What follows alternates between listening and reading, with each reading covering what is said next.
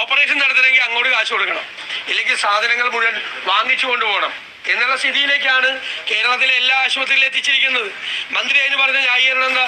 സ്വകാര്യ ആശുപത്രിയിൽ സാധനം വാങ്ങിക്കുന്ന വേഗത്തിൽ മേടിക്കാൻ പാടില്ലെന്ന്. ഇത് തുടങ്ങിയിട്ട് 2-3 കൊല്ലമായി. ബഹുമാനപ്പെട്ട ആരോഗ്യവകുപ്പ് മന്ത്രി ഇന്നലെ പറഞ്ഞ കാര്യങ്ങൾ മുഴുവൻ പാളുകയാണ് എന്ന് വിവിധ ആശുപത്രികളിൽ നിന്ന്, വിവിധ ജില്ലകളിൽ നിന്ന്, വിവിധ മെഡിക്കൽ കോളേജുകളിൽ നിന്ന് വരുന്ന റിപ്പോർട്ടുകൾ സൂചിപ്പിക്കുന്നു. കേരളത്തിലെ പ്രതിപക്ഷം നിയമസഭയ്ക്കകത്തും നിയമസഭയ്ക്ക് പുറത്തും ആരോഗ്യരംഗത്തെ കുറിച്ച് പറഞ്ഞ കാര്യങ്ങൾ മുഴുവൻ ശരിയാണെന്ന് ബോധ്യമായിരിക്കുന്നു. എല്ലാ മെഡിക്കൽ കോളേജിലും കുഴപ്പമാണ്. എല്ലാ മെഡിക്കൽ കോളേജിലും സർക്കാർ ആശുപത്രികളിലും മരുന്ന് ക്ഷാമം രൂക്ഷമായുണ്ട്. എല്ലാ ആശുപത്രികളിലും സർജിക്കൽ എക്യുപ്മെന്റ്സ് ഇല്ല. ഞാൻ പറഞ്ഞു, സർജറി ചെയ്താൽ കെട്ടാൻ തുന്നാനുള്ള നൂല് പോലും ഈ രോഗി മേടിച്ചുകൊണ്ട് വരണം.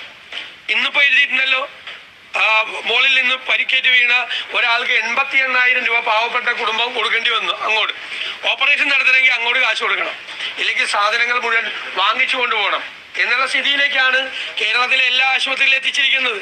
മന്ത്രി അതിന് പറഞ്ഞ ന്യായീകരണം എന്താ? സ്വകാര്യ ആശുപത്രിയിൽ സാധനം വാങ്ങിക്കുന്ന വേഗത്തിൽ മേടിക്കാൻ പാടില്ലെന്ന്. ഇത് തുടങ്ങിയിട്ട് 2-3 കൊല്ലമായി. 2-3 കൊല്ലമായി. ഞങ്ങൾ 2024 നിയമസഭയിൽ ഇത് പറഞ്ഞതാണ്, 25 പറഞ്ഞതാണ്, ഇപ്പോഴും പറഞ്ഞതാണ്.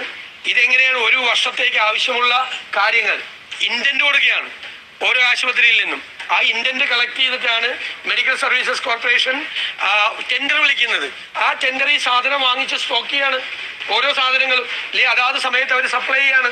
ഓരോ മാസത്തിനു മുമ്പ് സപ്ലൈ ചെയ്യേണ്ട